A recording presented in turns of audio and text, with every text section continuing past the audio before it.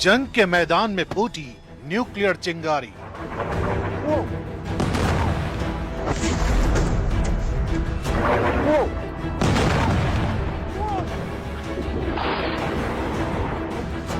Israel के Dimona पर Iran का अटैक।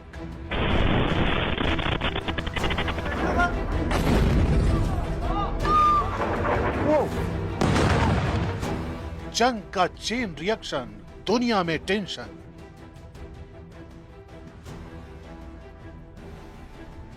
इक्कीस मार्च की शाम जब ईरान से दागी गई बैलिस्टिक मिसाइलें इजराइल के दक्षिणी शहर डिमोना और अराद की ओर बढ़ी, तब सिर्फ एक हमला नहीं हुआ बल्कि एक मैसेज दिया गया।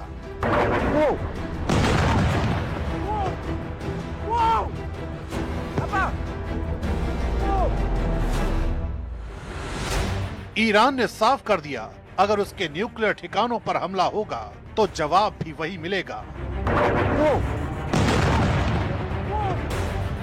जहां इजराइल सबसे ज्यादा संवेदनशील है, धमाके हुए, इमारतें ही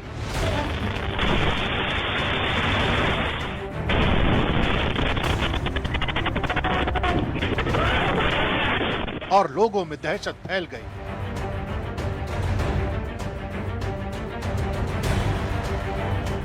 डिमोना कोई साधारण शहर नहीं है। यहीं मौजूद है Shimon Peres Negev nuclear research centre, Israel के गुप्त परमाणु कार्यक्रम का दिल।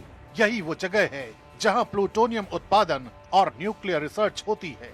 हालांकि मिसाइलें इस हाई सिक्योरिटी फैसिलिटी के कोर तक नहीं पहुंच पाई, लेकिन इस हमले में 200 से ज्यादा लोगों की मौत का दावा किया जा रहा है।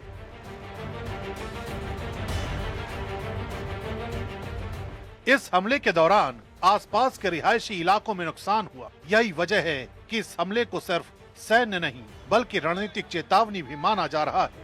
दूसरी तरफ इस हमले की जड़ें जुड़ी हैं नतांज न्यूक्लियर फैसिलिटी से, जहां रिपोर्ट्स के मुताबिक अमेरिका और इजराइल ने एयर स्ट्राइक को अंजाम दिया।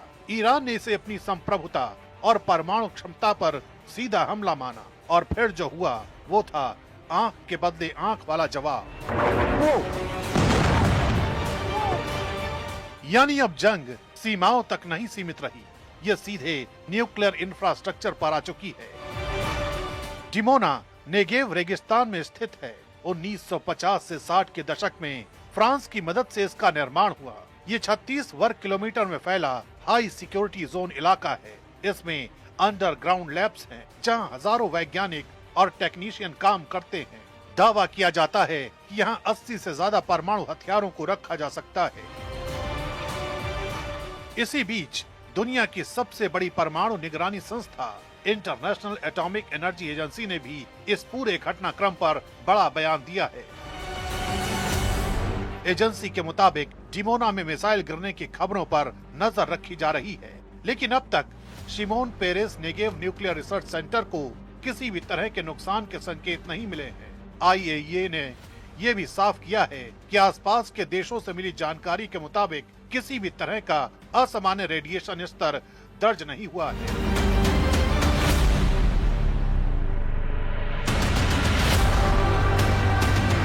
एजेंसी लगातार हालात पर नजर बनाए हुए है। IAEA के director general Rafael Mariano Grossi ने सभी पक्षों को चेतावनी देते हुए कहा है,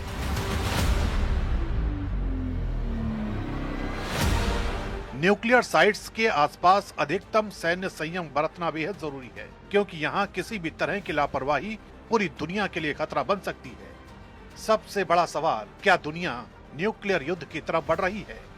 माना जा रहा है कि फिलहाल दोनों पक्ष फुल स्केल न्यूक्लियर वॉर से बचना चाहते हैं, लेकिन खतरा इसलिए भी बढ़ गया है क्योंकि हमले उन जगहों पर हो रहे हैं जहां एक छोटी सी चूक रेडिएशन डिजास्टर में बदल सकती है।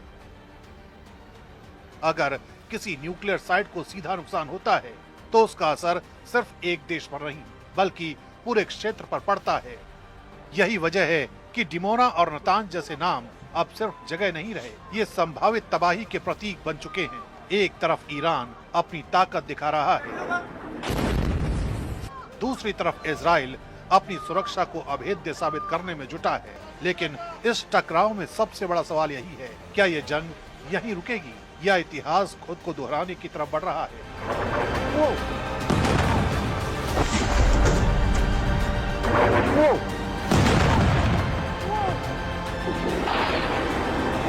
क्योंकि अगर न्यूक्लियर ट्रिगर सच में ऑन हुआ तो अगली कहानी सिर्फ जंग की नहीं बल्कि अस्तित्व की होगी।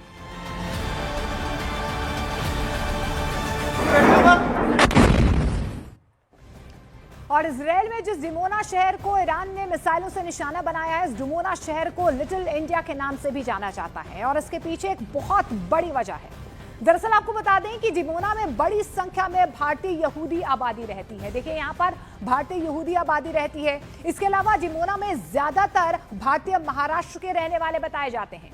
डिमोना में बड़ी संख्या में मराठी भाषा बोलने वाले लोग रहते हैं। भारतीय यहूदियों का भारत के साथ मजबूत संबंध रहा है। डिमोना शहर में बड़ी संख्या में भारतीयों की दुकानें हैं। डिमोना में भारतीय मूल के करीब आपको बता दें 7500 लोग रहते हैं। डिमोना शहर में लगभग 30% भारतीय यहूदी हैं और भारतीय मूल के लोग इंडियन कल्चर यहाँ पर फॉलो करते हैं। और यही वजह है कि जिस तरीके से यहाँ पर ईरान की तरफ से लगातार प्रहार किया जा रहा है, उसके बाद से तस्वीर जो है और ज्यादा भयावह होती हुई नजर आ रही है।